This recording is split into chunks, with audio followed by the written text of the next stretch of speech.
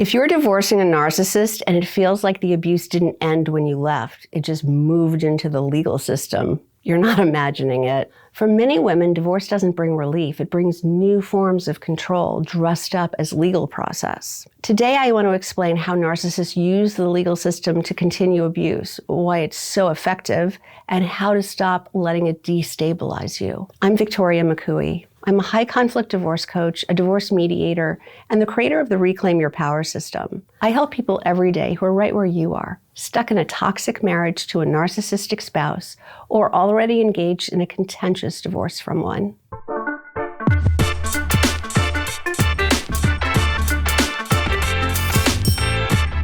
One of the most damaging myths I see is the belief that women have that the courts will automatically stop the abuse. They don't. So first, let's talk about what legal abuse is. Legal abuse happens when one party uses the court process itself as a weapon. This can look like endless motions and filings, refusing to comply with discovery, making false or exaggerated allegations, forcing unnecessary hearings, using delay to drain you emotionally and financially. I remember my ex-husband used to constantly not show up for hearings. It would be because of his motion, right? He wanted to be in court. He would want to be heard. He was representing himself. So it was no skin off his teeth, and he didn't work, and I did. So every time I had to show up in court, I was missing a day of work, having to get babysitting coverage for my kids. And I would have to sit there and wait while he didn't show up. It was like his favorite tactic was to fax a letter to the court the morning of the hearing. Like if we were supposed to be there by 9:30, it would come at 9:25. And because he knew by then I was already there, I'd already taken the day off, I'd already hired a babysitter. And it would be an emergency. It was always, my mother's in the hospital, my wife had an emergency meeting and I had to watch the kids. It was always something, his second wife, that is. So then they have to give you the benefit of the doubt until the pattern becomes obvious. But this was a tactic of constantly not showing up for a hearing. A lot of the time I was also representing myself, but when I wasn't and I had a lawyer there with me, I still had to pay the lawyer for showing up. So this is how he was abusive in the legal process, by forcing me to have to deal with that financially and also emotionally, having to constantly be showing up in court and knowing he was going to not show up. So on paper, this just looks like legal activity, but in reality, it's continued coercive control. For narcissists, the legal system is the perfect substitute for the relationship. It gives them access to you. It gives them authority and structure. You're a captive audience. And it gives them endless opportunities for conflict. And most importantly, it allows them to punish you without looking abusive. They can say, I'm just exercising my rights while keeping you anxious and reactive and exhausted. Here's how this shows up in real time. I see so many of my clients experience these things, like just when things start to calm down, a new filing appears. Agreements are ignored or challenged. Deadlines are missed intentionally.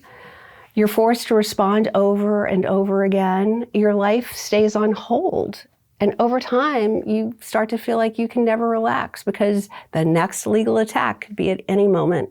That's not accidental. That's the point, to control you and your emotions. Here's what's not to do if this is happening to you.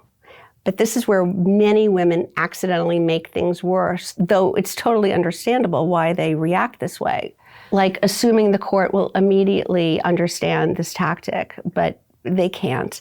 They are required to give everyone the benefit of the doubt and to allow a certain number of postponements. If someone claims there's an emergency, they're going to let them off the hook. They may respond emotionally to these legal provocations, like sending angry emails or texts that are going to come back to bite them later.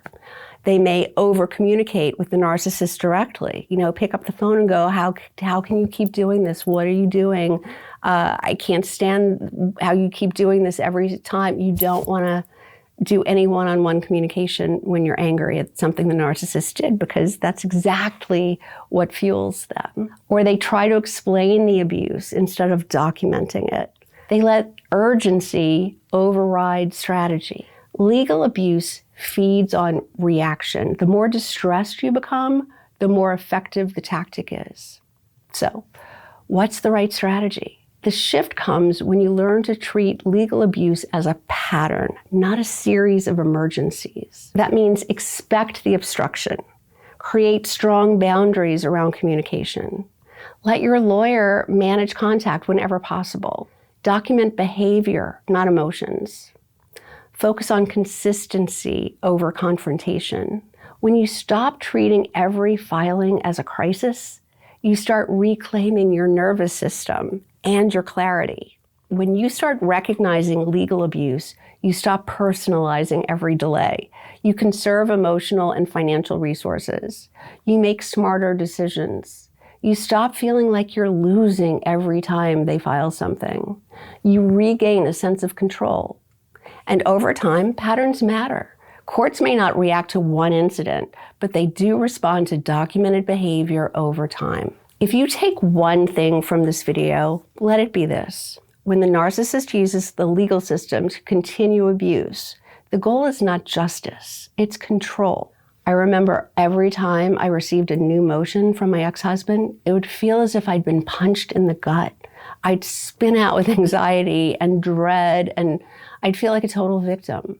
But when you stop reacting to each legal move and start responding strategically, you take back your power, even inside a broken system. If this is something you're facing and you'd like some guidance, you can book a breakthrough call with me.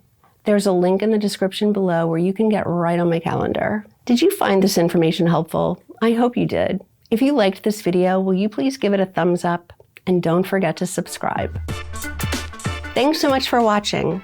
I've linked a couple of other videos here that I think you might also like, so I hope I see you in the next video.